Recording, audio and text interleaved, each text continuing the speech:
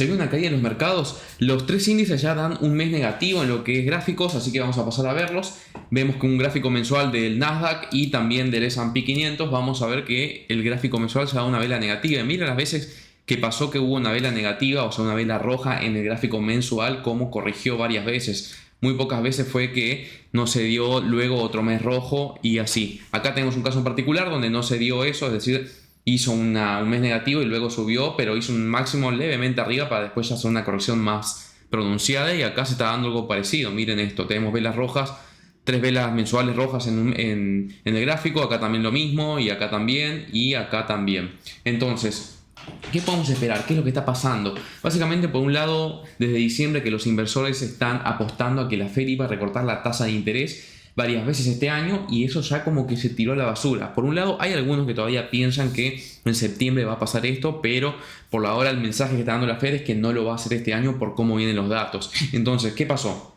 Tuvimos una subida muy fuerte desde el año pasado hasta ahora de los mercados. De hecho, si vemos el gráfico mensual, los últimos 5 meses no paró de subir. Y si vamos a ver cuánto fue lo que subió exactamente, estamos hablando de casi un 30% en 5 meses el S&P 500, lo cual implica que hay otras acciones que son más riesgosas, por lo menos, o más volátiles, crecieron muchísimo más que eso. Eso lo pueden ver en cualquier gráfico de todas las acciones. Así que eso es lo que básicamente pasó cuando se esperaba que se recorten tasas este año. ¿Qué fue lo que sucedió básicamente? Por un lado tenemos que la inflación de marzo no dio buenos números. Eso hizo también que las ventas minoristas lo mismo. Entonces esto hace que la Fed se replantee si va a recortar tasas o no. Dijeron que no lo van a hacer por ahora, entonces eso tiró todo el mercado abajo, y esto fue la reacción que tuvimos en estos días, ¿no? Ahora veamos el gráfico diario para que se pueda ver un seguimiento más cercano. Si vemos el gráfico del S&P 500 en el gráfico diario, vemos que no paró de caer en los últimos. Vamos a tirar un gráfico, una medición, y vamos a hablar de que estamos hace 20 días que no para de caer desde su máximo.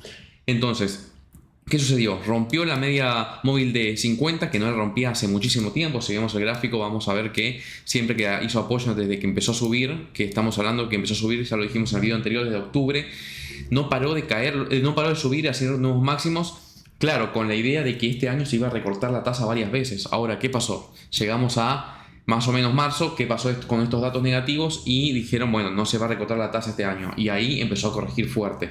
Y no parece estar encontrando un suelo por ahora.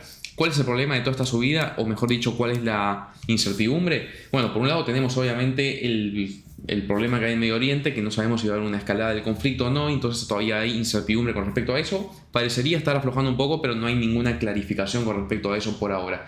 Y bueno, obviamente todo esto lo que hizo fue tirar abajo las acciones, impulsar el rendimiento de los bonos, y a la vez también los precios del crudo empezaron a variar bastante. Subieron, bajaron, bueno, hay bastante ambigüedad.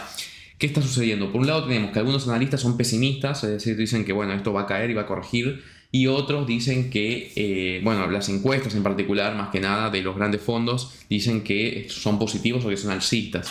Así que hay una ambigüedad en el mercado ahí, todavía no hay nada definido. Por supuesto que si esas encuestas por ahí eran en esta semana, ya era distinto el dato que iban a sacar, es decir, ya no iban a ser tan optimistas por lo menos.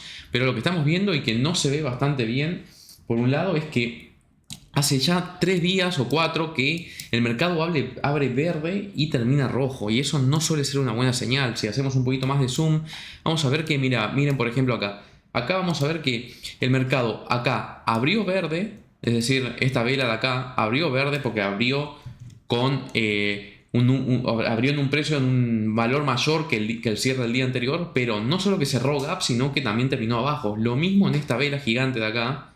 Esta fue la de ayer, del 17 de abril. El mercado abrió arriba del precio de cierre. El precio de cierre fue en esta región, en torno a, ya les digo, 503,60 en el S&P, en el SPY. Abrió en 506, es decir, cerró en 503, abrió en 506, y luego no solo que cerró este gap de acá que tenemos ahí, sino que terminó muchísimo más abajo. ¿Y qué sucedió hoy de nuevo? Hoy de nuevo tuvimos que abrió arriba, es decir, el precio de cierre de ayer fue en 500,57 y abrió en 502. Y luego cerró el gap, y no solo que cerró el gap, sino que además terminó en rojo. O sea que cuando suele suceder esto así, no suele ser una buena señal. El volumen no parece estar variando demasiado, además, si vemos eso.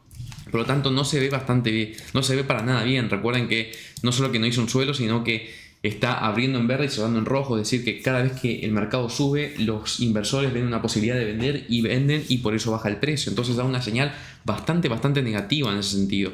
Ahora, ¿hasta cuánto puede seguir cayendo? La verdad es que el mercado ignoró algunos datos de reportes de ganancias que no fueron, parece, muy convincentes para los inversores, que aún así con buenos reportes salieron a vender. Por lo tanto está sucediendo esto, ¿no? Es decir, abre arriba, cierra en rojo, abre arriba, cierra en rojo, abre arriba, cierra en rojo, 3 días consecutivos. No suele ser una buena señal cuando pasa esto. Recordemos que el oro también no para de subir, por lo tanto no hay demasiada certidumbre. ¿Qué tenemos como zonas de soporte en el S&P 500 por lo menos? Hay algunas zonas, esta zona que marca acá en rojo, que están rondando más o menos los 492, se ve como una zona débil, esa es la verdad. La siguiente más fuerte recién se ve en los 480 aproximadamente, que es esta zona acá en blanco que lo marqué. Por lo tanto, por ahora el mercado no se ve nada bien como para decir, bueno, esto da oportunidad de entrada, como que hay mucha debilidad.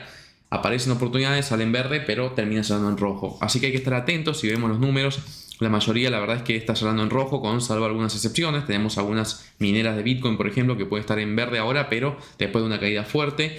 Y Bitcoin también se está comportando bastante variado, es decir, está soportando bastante bien la zona de soporte que está en los 59.000. Lo está soportando muy bien a pesar de cómo se está comportando el mercado, lo cual me sorprendió realmente.